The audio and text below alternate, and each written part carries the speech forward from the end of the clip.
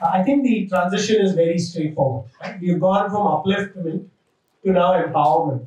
Right? We're going to go. So, what I thought we should actually do in this particular discussion or moderated discussion is let us go beyond the what was discussed was practical solutions. Now, let's do the imagineering. What is it that we can imagine from an empowerment perspective for our billion citizens or more than a billion citizens? And imagine for a moment what is it that AI could do. It would be also okay to say what are the pitfalls and where we need to be very careful about what is going on. So let me just use the moment to just say, okay, let's start with Professor Santanu.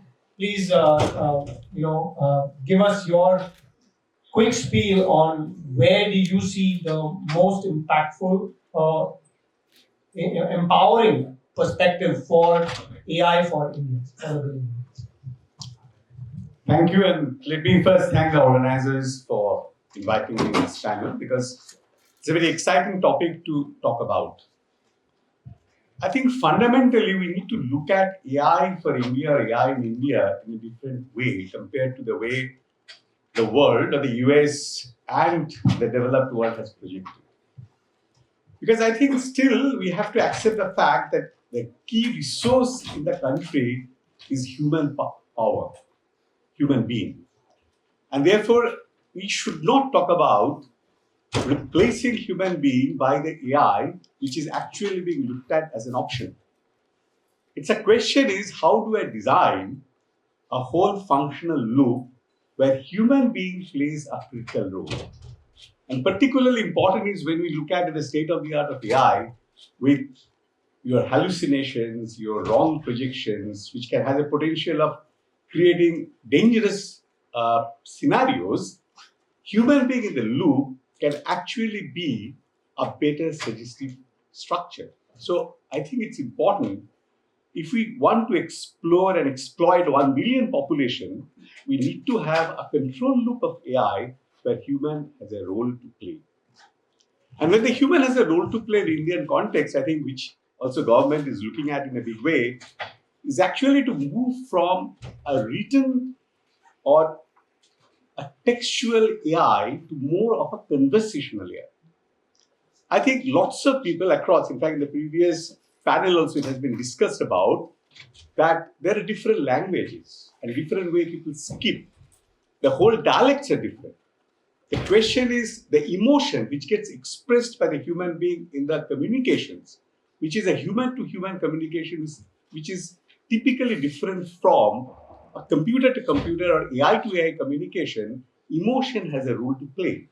And therefore, if you look at the voice with the language and the intonations, it gives a different kind of a perspective to the communication. Even your health, your mood, and whether you are creating a story or whether you are doing things correctly, all of these really can come out if you really invest into the Indian voice, the Indian intonations, the way you talk. It is completely different from the way a European would talk about.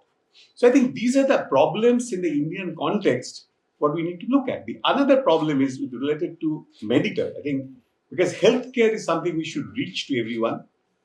If we look at in terms of delivering utilities through the voice interfaces, the other part comes up is a healthcare, which is completely in a different multimodal spacing. And there, the Indian challenge is actually none of the models can really work until unless you solve the problem of domain shift. The diversity of the genetic structure of the Indian population actually results in failure of many of the diagnostics across from one population group to another population group. And it's also a fundamental challenge in the medical AI, which does not yet have a very well-established solution. The other part is, last part that I would like to touch about is food. Food has been talked about so much. But let's look at the Indian agriculture. The same problem comes up is when you have a kind of a model, until unless you have got a hyper-local model. In fact, this was pointed out that there should be advice for each of the farmer and his plot of land. But where is the data? The key challenge here is if you are talking in terms of multispectral data, if you're talking about soil data cannot be tested once and used forever. Because the way you have the next crop, the properties of the soil changes. So some of these problems we have worked on because I had worked with ICR, I've worked with some of these people developing applications in this space as well as medical. Now these are different problems which are of India, and to make AI really useful to billions, we need to develop a very strong AI research and development and translational infra, which is very India specific and work with Indian data. So it's very important to really have a well-organized strategy to have the Indian data and publicly available Indian data. The problem is there are many people working on it, but if you look at a common repository of the data, it's extremely difficult to get that. That's all.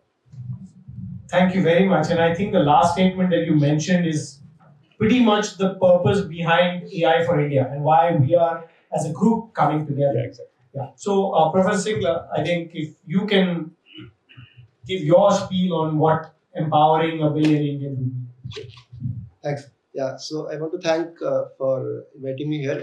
This build on what Professor Santanu said. So I come from education sector, and I was really excited when you said, what could happen, right? In academia, we're used to thinking about what could really happen. So I'll say more about the education perspective. Of course, I also feel what Professor Santanu mentioned about health and other aspects are important. Skilling is also very important. But from education point of view, I feel that AI has to be an enabler.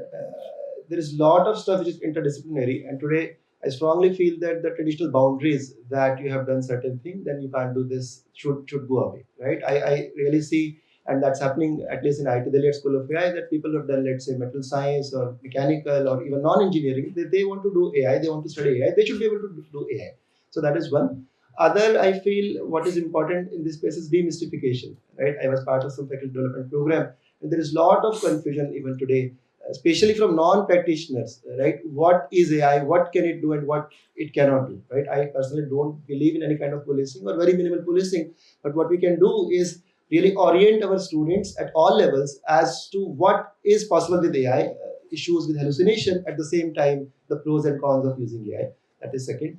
Third thing I feel is that a lot of talk is about immediate benefits, but I really feel that what we should see 40 years from now, 50 years from now, right? What kind of skills would be required? People who are less than 10 years, right?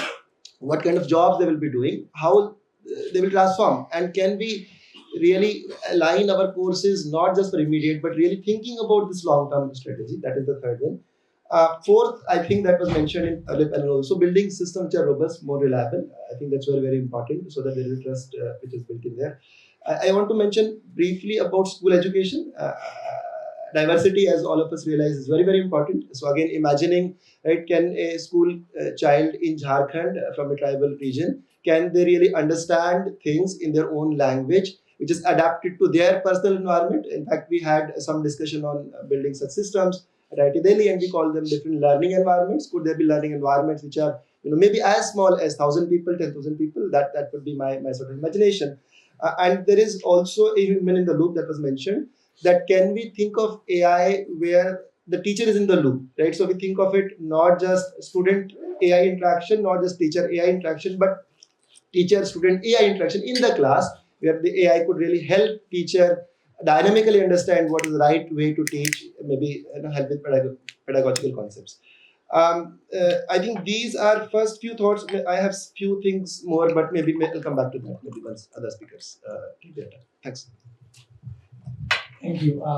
Dr. Ramanji, if you can take as a policy think tank, it would be great to see if you have any perspective on, especially around India, looking to empower citizens or empower billion. Where do we think about, issues around safety, issues around, trust? Those are the kinds of things that we typically would want to see in the systems that we create. So what is your perspective on that? It would be great to hear from you.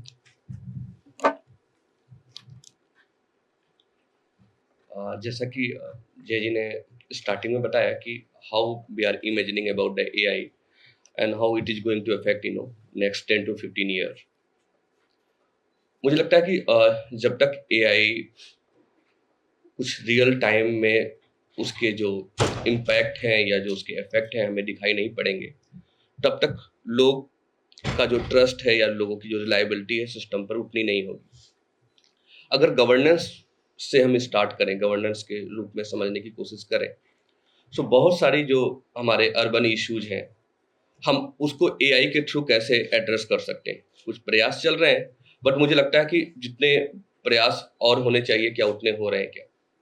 Normal अगर हम दिल्ली जैसे शहर में या किसी भी second और third year cities में हैं, ट्रैफिक से लेकर के बहुत सारे जो इश्यूज हैं जो नॉर्मल एआई के इंटरवेंशन से सॉल्व हो सकते हैं। मुझे लगता है कि गवर्नमेंट इंस्टीट्यूशंस को थोड़ा सा और फ्लेक्सिबिलिटी दिखानी पड़ेगी। एक जो सबसे बड़ा सेगमेंट है जिसने एआई को लेकर के बहुत ही नेगेटिव एटीट्यूड दिखाया है, जबकि उसको सबसे ज्यादा फायदा हो सकता है, दैट इज जुडिशरी।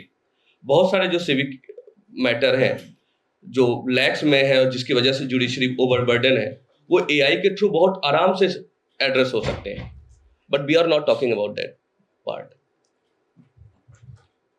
ऐसे ही बात है कि अगर मुझे लगता है कि अगर एआई को समझना है तो एआई को एज ए टूल के बजाय हमें उसको एक अलग एक पर्सपेक्टिव से समझना पड़ेगा, और हमें अपने जो एजुकेशन सिस्टम है उसको भी इस बात के लिए तैयार करना होगा कि ये कोई ऐसा नया डिसिप्लिन नहीं है, और जो हमारे नॉर्मल डिसिप्लिन के जो लगातार कंपार्टमेंटलाइजेशन है उससे बियॉन्ड जाकर के सोचना पड़ेगा।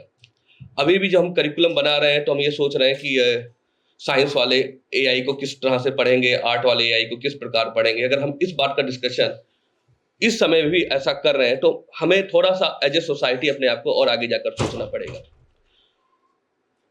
मेरे ख्याल से एआई अनडाउटली एक बहुत बड़ा लेवरेज भारत जैसे समाज, भारतीय समाज के लिए हो सकता है, अगर हम उनमें से कुछ बुनियादी बातों का ध्यान रखें।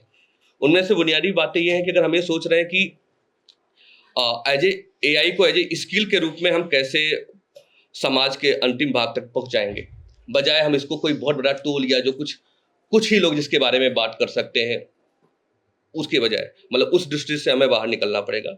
दूसरा, मुझे लगता है कि हमने स्किल के बारे में, एजुकेशन के बारे में काफ़ी बात की है, और हमने कहीं ना कहीं कभी हमेशा टेक्नोलॉजी को एक लैंग्वेज से या एक इंस्टीट्यूशन के साथ में अटैच किया है।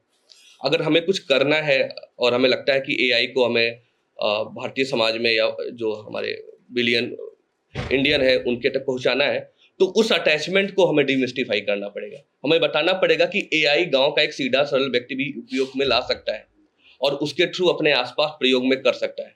हमें उसको लैंग्वेज के बियॉन्ड जाना पड़ेगा, और हमें उस इंस्टीट्यूशनल जो अंडरस्टैंडिंग है कि वो चीज़ें कुछ बड़े बड़े इंस्टीट्यूशन में ही पढ़ाई या समझाई जा सकती हैं, उसके भी बियॉन्ड जाना पड़ेगा। अगर हम ऐसा कर सकेंगे तो अनडाउटली हम बहुत सारे भारतीयों को इस बारे में पारंगत कर सकेंगे और वो भी हमारे साथ सोच सकेंगे। नहीं तो फिर ये कुछ ही लोगों का एक सोच बन के रह जाएगी। Wonderful. I think the notion of digital divide and making sure that that does not persist through these systems, and especially on this, is wonderful. Thank you, Professor Chetan. If you can give your perspective on where you see in the next 20 years. Yeah, I think I would maybe echo what Professor Santanu said, what Professor Parag Singla said. My thought is that if we have to start looking at the AI at the population scale, the scaling, etc., in India, we have to really start thinking from the first principle. We have seen amply enough in the past also that something which was not supposed to work has been working beautifully in India. The UPI is a case in example. And I believe that with the AI also, we have to start not really too much guided by the way it's working in the West.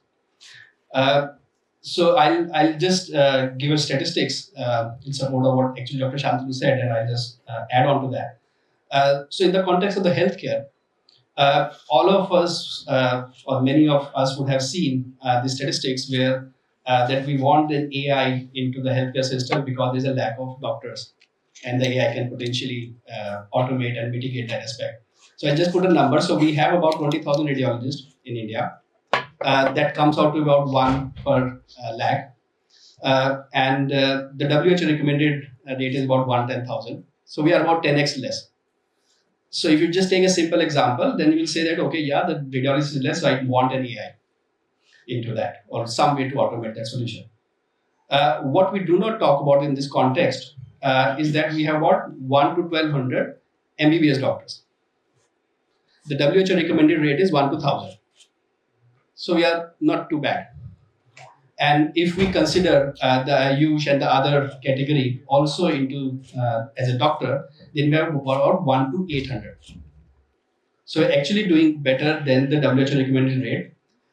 So what I would like to change the statement a little bit is that we may not have the lack of doctors, or we may not have lack of manpower. We may have the lack of skilled manpower. So, why I'm trying to emphasize this word is because then the solution also start looking obvious, that I'm not trying to automate, or I'm not trying to make an autonomous AI, which may have been the case in the other countries. I'm trying to look for upskilling my population so that I can actually do the same job. So the target really for me is not to replace the radiologist or not to replace the doctors to really be able to provide the healthcare services at the quality that I want. I would like that by MBBS doctor, with the help of AI, can he or she perform at the level of a radiologist or not? So the question actually shifts the moment I change my perspective. And this becomes extremely important because what you have to really also understand is there are a few companies who are putting in right now billions of dollars into the AI. Okay, and if the billions of dollars are going into generation of the LLM, I'm sure that some 10% of it is going into the sales and marketing of it also. So if millions of dollars are being spent into marketing that you should be using, then it becomes really important whether you really want it or whether somebody wants you to use it. And again, I'll take an example from the healthcare because we have been close to working on that. So I'll just take a simple audience poll. So I have, let's say, an LLM-based solution. So LLM-based solution means that this is the same model which can work the chest X-ray, which can work the MRI, which can work the CT, and which can work the pathology, etc. So it's the same model. I ask the question, it gives me the answer. And let's say it gives me a 90% accuracy on a certain data set or on a certain problem.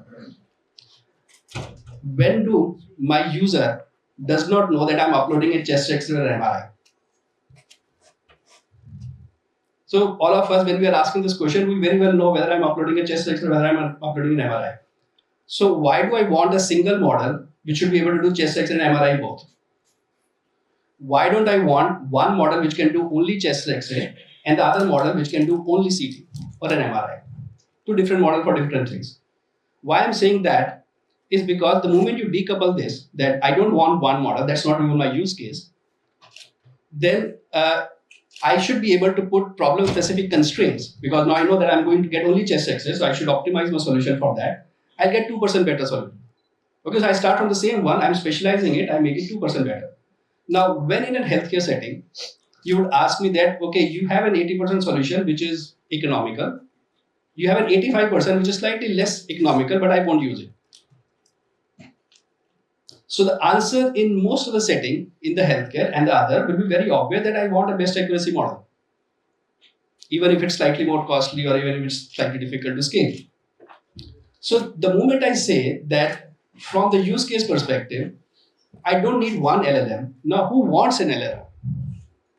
It's very clear that if I am a one big multinational company, I don't have the manpower, I don't have, let's say, the scale, the logistics scale to really start specializing one model on each of the problems. So it's very obvious for me that as a company, I would like that, okay, I like generate model, everybody should use that. But that may not be in my favor. Okay, so this model is scaled like anything. I'll get a very high economic viability. I may be able to deliver the services. I'll generate immense profit. But is it really useful for me? Versus if I would have like a one single solution. So I have to really start thinking from the first principle, what is it that I want considering my scenario? And many times it will become obvious that I may not really want even one LLM or one big model, actually want lots of small ones. And we did this experiment in my lab. So the moment you say that I don't need an LLM for solving all kinds of problems, I just going to specialize it, let's say, for only chest X-ray. Now the next question will come out to be that, do you really need a 1 trillion model and 100 billion model to do just chest X-ray? Because now you're saying I need one. Now, we just cut until then it works good for the chess exercise. So it will come out that even a 30 million model will work as good because now I'm just doing one task. The next question will come, if I need a 30 million model only because I'm going to do chess X-ray, do I really need a 20 lakh rupees server to do that? Because now it's a 30 million, it's not 100 billion anymore. And then we start cutting hardware, and then it will come out, I can actually make the 30 million model run also in a 20,000 rupees device.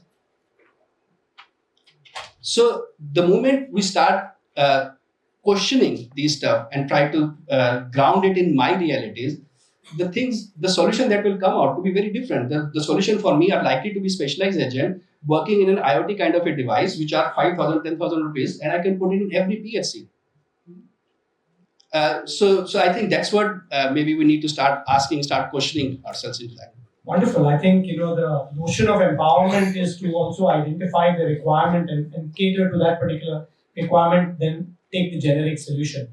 So I think I think Professor, you have a tough task now of putting together something or expressing what you think in the next 20, 30 years we should be looking at. Thank you, Jay. We've heard so many fantastic ideas. Sujay talked about healthcare, Ramanand talked about governance, Ajit Ji talked about food safety. So many fantastic technical ideas over here in town. There is a big problem brewing in our country. AI presents a huge opportunity for the country, which is this summit is all about. There is a huge population of young people looking for opportunity. The IT companies are not hiring a lakhs of people every year anymore. But there are people hungry to solve problems. I get emails from students across the country, not triple IT, not IIT, small colleges, BSc students. Can I do this? Can I do that? Can I do something useful? There's a hunger to do something useful. The AI opportunity that AI presents is something that allows us to channel this pent-up hunger for doing something into something that we can all use. So whether it is e-governance, whether it is healthcare, whether it is these technical challenges where you're talking about your new server that you're going to build on this. There's a lot of hungry students waiting. You can't obviously employ them and pay them all, right? So after I retired as head of research in TCS, I built a platform. It's called ICAP, internships, capstone projects, and apprenticeships. Right now it's very small, 1,500 students on the platform. I encourage everyone to come and take a look. You post your project there.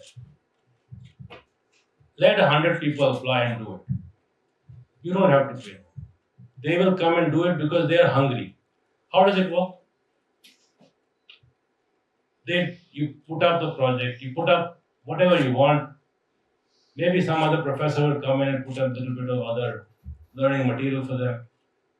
Then they do the project, they present it to the platform, the AI interviews them. They find their mistakes. They present again until it gets better and better and better.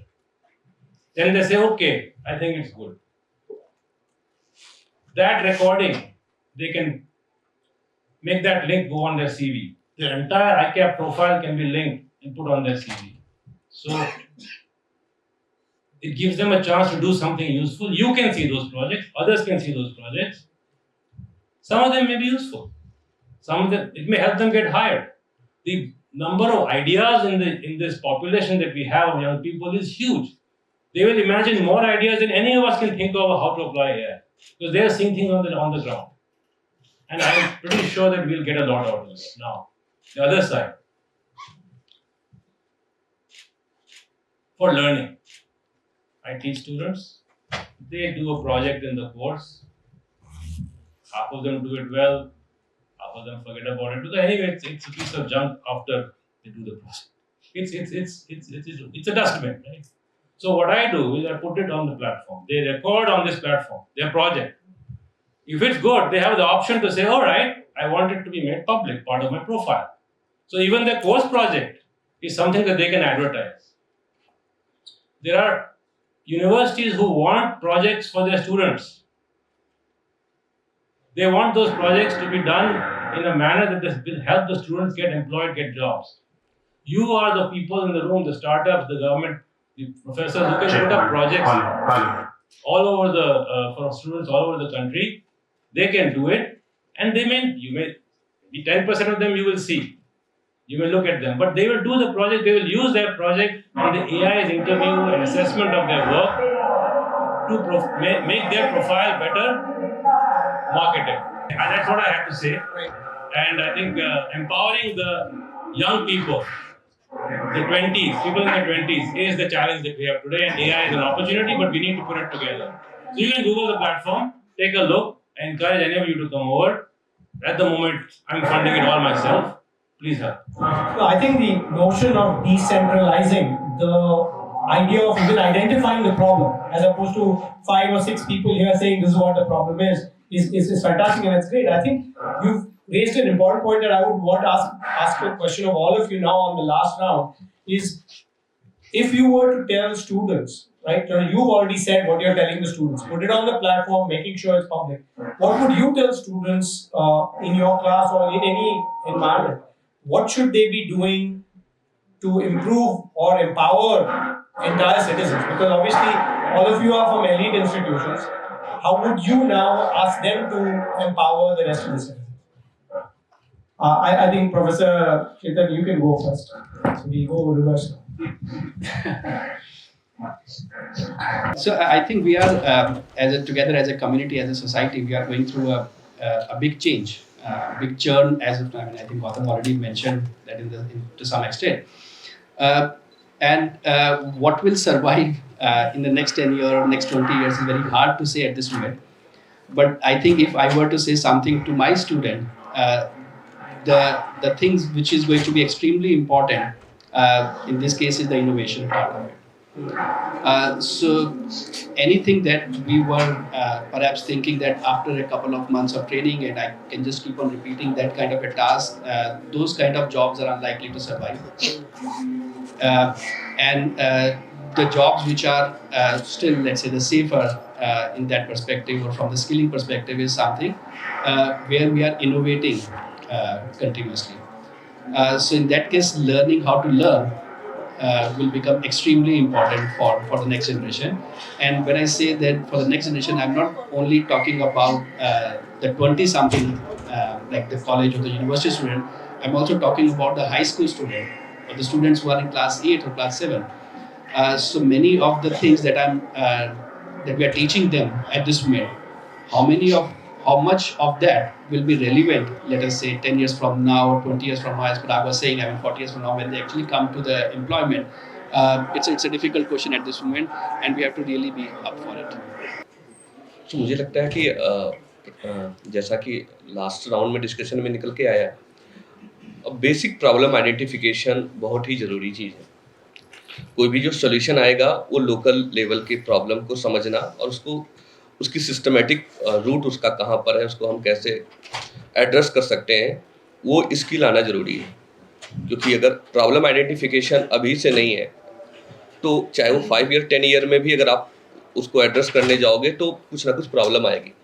तो अगर आप initial stage में आप ऐसे task देते हो कि वो आसपास के इश्यूज़ को या आसपास के प्रॉब्लम्स को ना केवल समझ सकते हैं बट उसके लिए कुछ सोल्यूशन भी सजेस्ट करते हैं, तो चाहे वो 5 साल बाद 10 साल बाद टेक्नोलॉजी की वजह से या समाज में जैसे जैसे परिवर्तन होंगे, उनको ये ट्रेनिंग रहेगी कि कैसे प्रॉब्लम को समझा जाए और उसका सोल्यूशन दिया जाए. Thank you. I think Professor Singla, I think you had a few statements that you had left for the end. I think one is, of course, what would you tell students today so that they are prepared for the next 20 years? But also maybe, what are the other aspects on maybe pedagogy, learning and education that can be of value to empowering citizens? Thanks. So I think few things I'll share. One of my experiences from teaching domain. I think it was 4 or 5 years back that students would ask me कि आपकी class में क्यों आना है? I mean, we see better lectures at Stanford, MIT, and so why should we come to class? And that really started me thinking about what is it that I can offer to them in the class. And what I realized was that what I can offer is the interaction, right? When I teach something, the question that is asked is very specific to that particular setting. In fact, I don't use slides, I use board. And that I think what happens is every time you are different, you are learning new thing, you have a different perspective. That perspective initiates them into thinking something which is very specific to the class environment. And I think that really made my pedagogy philosophy change, and I still think that when students come to my class, they find it interesting. So from that perspective, I feel that one is AI is really an enabler in the sense that places where teachers are still not able to go, or maybe teachers are not don't have enough that they can be trained. Today AI can really help in that aspect. Right, for example, I mentioned about Jharkhand and other places that we did some basic study, and many places it's startling that the education medium, for example, is English, and half the teachers don't even are able to converse in English, right? First of all, as I think it was pointed out, that we really have to understand what is the setup and be really attuned to that, be aligned to that. I mean, we cannot be just in some sort of scenario which is not connected with reality. Other is that where we don't have enough resources, then these systems can really, I really feel that it can work in an environment where there is a multi-way interaction, right? Digital technologies, what they have done is they could really at scale, they could provide information at mass level. But now with AI, we can have a two-way interaction. It's not just that what I am thinking about my student, but also it is about what student is thinking, and it can be really, really personalized and contextualized. So that is the second thing. About the impact for students, one, I think, as Chetan said, is really innovation. And I always feel that, but in today's age, right, AI has really eliminated all kinds of, or it is going to eliminate, I believe, all kinds of efficiency, right? Or inefficiency, sorry about that. Right. So what is remaining is what do you bring to the table? And that scenario is changing very, very fast, right? I mean, I read papers, and 6 months or even 1 month you don't read papers, and the technology is changing fast, right? So I think what I tell my students is it is about learning to learn, right? It is really thinking about not just understanding the concept right now, but let's say, right, 10 years later or 5 years later, maybe there are no programming languages, right? Maybe you actually code in natural language. Then what remains? What remains is thinking about not specific programming language, but thinking about how data flows, what are the concepts of programming. Similarly for machine learning, right? I teach machine learning class. Are those concepts relevant? Maybe yes, maybe not. But they're relevant because they really get you into a groove so that you can learn new subjects and really attune yourself to those subjects, right? So the education is a process. Lastly, I want to mention about impact. There is one of our students at IIT Delhi who is in sort of in a space where thinking about not just earning money for himself, but really thinking about society. And he said once that what is bigger, right? Is it just earning $10 million for yourself, or solving problems which can change life of 10 million people, right? I think many of us would agree that it's the latter, right? So how do we really think about impact, not just for me or personally, like Chetan mentioned, right? Many times, if you think about the corporate world, maybe they're driven by their own profit, that's fine. But as students, can they really think about when, right, they look at their career back in time, right? What changes could they make to the lives of billions or millions of people? And to me, that's really inspiring. And I see many students around. If you give them this light of hope that there is something that they can make a difference, they're really excited. And with one example, there is one student who I ran into him after some hackathon, and he said कि आपके साथ PhD करना है. So I said, okay, come and meet me. He came to me. And then I told him, why should I take you? I mean, you are from a certain college, but I don't see any specific skill that you have. Can you commit for a certain number of years? He went back. I was not expecting. He came back again. He said, I talked to my parents, and they told me that there is a professor who wants to offer a research project, but can you commit? So his parents told him that he can commit. He said that, okay, I'm ready to commit. Then I asked him, how much money do you need for survival? He gave me a number. And I said, if you get that, then he said, if I get that, I want to work really in healthcare applied with AI applied to that domain. So why this example is that there are a lot of people, right, as Gautam said, that who are looking for opportunities, right? And it is up to us, right? Can we provide them opportunities to really make a difference, right? So I think there is a role for each one of us to play, not just academicians, but students and the government, so that we really provide opportunities to people so that they can think about how to make a difference, not just in local ecosystem, but really beyond. And I feel that AI is really an enabler. One quick last point I want to make, which was mentioned earlier, is that it should not be just people sitting in this room, right, who decide or who really think that we know, but we really have to think about who are the beneficiaries, and maybe they should also be in this room thinking about what is the right problems, what are the right problems to solve, what should be the right next steps, and only through that dialogue, I think we can make a difference in the lives of billion people. Wonderful, thank you. I think there are a couple of threads that I think I'm going to bring it to you, Professor Santanu, because you kicked us off and you're going to be saying the last words on the stage for this session. You mentioned about the notion of the human in the loop, and I think we've come to various aspects. That is, we need to involve more human beings. We have to get all those people to come with those ideas. I think the last part also was about instilling the right sets of values. That is, if you have the person that says, no, I value the dollar versus I value the person, then we have a different problem at hand. So take us away in terms of what should we be doing, and how do we get that kind of instilling that particular value into students for the next 20, 30 years. I think it requires completely reimagining the education itself. The way we talk about in terms of a classroom teaching, that has to go. In fact, the education itself has to be through interactive problem solving. An ability to think in a new way can only be developed if I'm exposed to problems and I discover the problems. Actually, in a very traditional way, starting from the school and subsequently, it is like this, that I deliver and you come and you just listen and then you learn on the basis of that.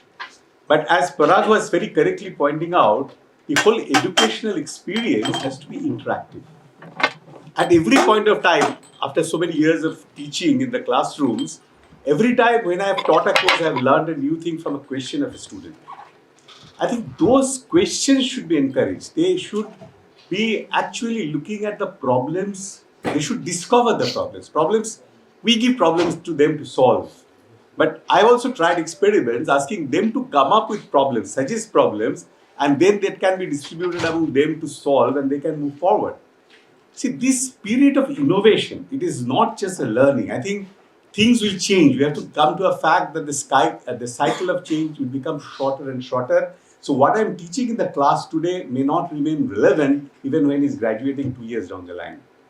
But the ability to understand the fundamentals, and not only fundamentals, ability to see through the things, and then learning to learn essentially means if I know which problem to address, if I can discover the problem, I can learn how to solve the problem. And that's how I can learn to learn. And therefore, the whole modality of instructions, I think that's exactly what is to be rethought through. I think way we are teaching in an engineering institutions, we are talking about engineering curriculum, university curriculum, or even school curriculum, it has to be turned upside down. And that is the biggest innovation which is necessary for a country like India to adopt AI and make really AI the tool for next growth and next way of enriching human life, not money, but enrichment of life, which is very, very fundamental. Wonderful, thank you, and please round of applause for the entire panel for wonderful. Thank you so much. I think, as mentioned before, they will be around, and we can definitely interact with them over post the sessions. Thank you very much.